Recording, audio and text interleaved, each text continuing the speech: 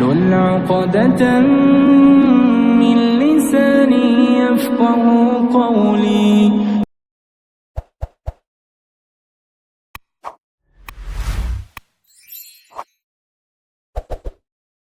الحمد لله وحده والصلاة والسلام على من لا نبي بعده. قال الله تعالى: أعوذ بالله من الشيطان الرجيم. بسم الله الرحمن الرحيم. ادع إلى سبيل ربك بالحكمة والموعظة الحسنة. وقال تعالى في موضع آخر: لا إكراه في الدين.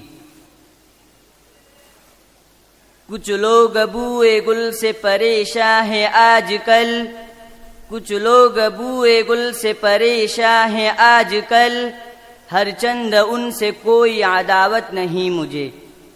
کہتا ہوں صاف صاف عزیزان محترم، کہتا ہوں صاف صاف عزیزان محترم، کہتا ہوں سچ کی جھوٹ کی عادت نہیں مجھے. مشفق و مکرم اساتذہ کرام و رفقائے اعظام، اسلام ایک ایسا آفاقی مذہب ہے جس کی جملہ تعلیمات نہ صرف مسلمانوں کے لیے بلکہ پوری انسانیت کے لیے امن و امان کی ضامن ہیں. اسلام میں جہاں ایمان و یقین، زہد و تقوی، عفت و پاک بازی، شرم و حیا، عدل و انصاف، عفو و درگزر، رحم و کرم، دیانت داری و خودداری، محبت و شفقت، حق گوئی و بے باکی جیسے اخلاق حسنہ کی ترغیب ہے، وہی تمام رذائل سے دور و نفر رہنے کی تعلیم بھی ہے. اس لیے روز اول ہی سے اسلام کی روشنی اتنی تیزی سے پھیلی کہ دنیا والے حیرت میں پڑ گئے، اور دشمنان اسلام نے دروغ گوئی سے کام لیتے ہوئے ببانگ دہل یہ اعلان کرنا شروع کر دیا کہ اسلام کی شاعت تلوار سے ہوئی. ملت اسلامیہ کے پاس بانو، جب ہم اس بات کی تحقیق کے لیے تاریخ کے دروازے پر دستک دیتے ہیں اور ہم پوچھتے ہیں تو ہمیں تاریخ چیخ چیخ کر جواب دیتی ہے کہ نہیں نہیں، اسلام کی شاعت تلوار سے نہیں بلکہ اخلاق حسنہ سے ہوئی ہے. کیونکہ اگر اسلام کی شاعت تلوار سے ہوئی ہے تو بتاؤ حضرت ابو بکر صدیق پر کس نے تلوار اٹھائی تھی؟ زید بن حارثہ پر کون حملہ آور ہوا تھا؟ حمزہ جیسے دلیر کو کس نے دمکایا تھا؟ عمر جیسے بہادر کو کس نے آنکھیں دکھائی تھی؟ بلال اور صہیب رضی اللہ عنہم اجمعین کو اسلام کے نام پر تڑپنے کے لیے کس نے مجبور کیا تھا؟ اور ہاں، انصار مدینہ پر نبی کے قدموں میں آنے کے لیے کون زور و زبردستی کر رہا تھا؟ سن ہجری 8 میں کفار مکہ پر دامن اسلام سے وابستہ ہونے کے لیے کون دباؤ ڈال رہا تھا؟ اگر اس کو تسلیم بھی کر لیا جائے تو تلوار کے زور سے اسلام قبول کرنے والا تو صرف زبان سے کلمہ پڑے گا، دل سے تو فدا نہیں ہوگا. اور سابقین اولین تو دل سے فدا تھے، جنہوں نے جان دینا گوارا کر لیا، گرم ریت میں گھسیٹا جانا، آگ کے انگاروں میں ڈالا جانا، بھاری بوجھ تلے دبنا، مارا اور پیٹا جانا تو گوارا کر لیا، مگر اسلام کے کلمے کو چھوڑنا گوارا نہ کیا. آخر کون سی تلوار سے فتح ہوئے تھے؟ پھر تلوار چلانے والے جو اسلام کے شہباز تھے، آخر ان پر کس نے تلوار چلائی تھی؟ یہ سب بے حقیقت باتیں ہیں. اسلام اس سے بلند و بالا اور پاک و صاف ہے. ملت اسلامیہ کے پاس بانو، معاندین اسلام نے روز اول سے اسلام کو بدنام کرنے کی مختلف طرح سے کوششیں کی ہیں، مختلف تدبیریں اور اسکیمیں بنا کر اور اعتراضات کی بھرمار کر کے اسلام کی شبیہ کو بگاڑ کر پیش کرنے کی کوشش کی ہے، مگر ان کی کوششیں ہمیشہ سورج کو چراغ دکھانے کی مترادف رہی ہیں. من جملہ ان کی یہ دعوی بھی بڑی قوت سے چلا گیا اور ہر زمانے میں کہا گیا کہ اسلام تلوار سے پھیلا ہے تاکہ لوگ اسلام سے بدظن ہو جائے. مگر اسلام کی فطرت ہی کچھ اس طرح کی ہے کہ جتنا اس کو بدنام کیا گیا اتنا ہی تیزی سے وہ پھیلتا گیا اور پھیلتا رہے گا.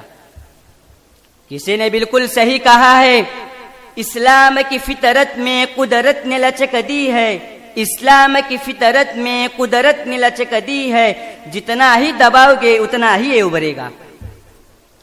محترم سامعین کرام، یہی نہیں بلکہ ایک قدم اور آگے بڑھائیے اور نظر ڈالیے عہد فاروقی پر، تو آپ کو نظر آئے گا کہ اسلامی مجاہدین نے قبول اسلام پر کبھی کسی کو مجبور نہیں کیا، بلکہ سب کو مذہبی آزادی کا پروانہ دیا۔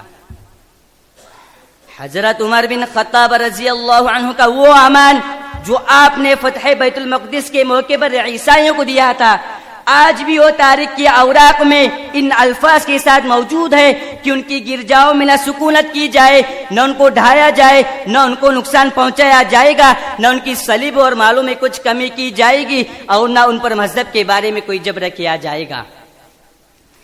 اے عقل کے اندھو، کیا تمہیں یہ تحریر نظر نہیں آتی جس میں صاف صاف مذہبی آزادی دی گئی ہے؟ اے اسلام کے چہرے کو مس کرنے والوں، ابھی اور آگے بڑھو اور ان خطوط کا بھی مطالعہ کرتے چلو جو حجاج بن یوسف جیسے جابر و ظالم گورنر نے فاتح سندھ محمد بن قاسم کے پاس بھیجا تھا۔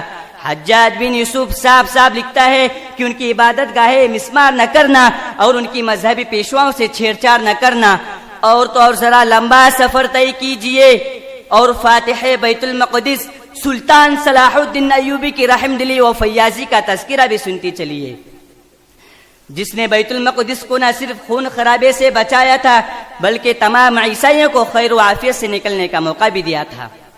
اسی رحم دلی سے متاثر ہو کر لین پول نے لکھا ہے کہ وہ جلالت و شہامت میں یکتا اور بے مثال شخص تھا۔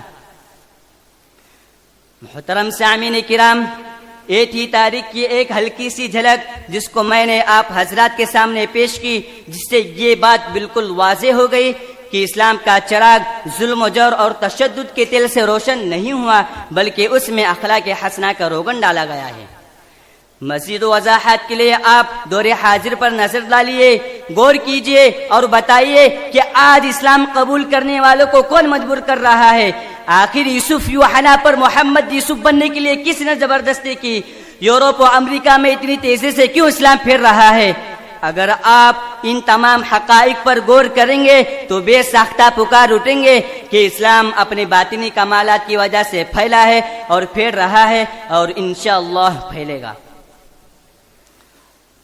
نہ تیر نیزے سے بڑا اور نہ بڑا تلوار سے، نہ تیر نیزے سے بڑا اور نہ بڑا تلوار سے، با خدا اسلام پھیلا ہے نبی کے پیار سے۔ ظلم کی ٹوٹی کمر اور چھا گیا امن و سکون، ظلم کی ٹوٹی کمر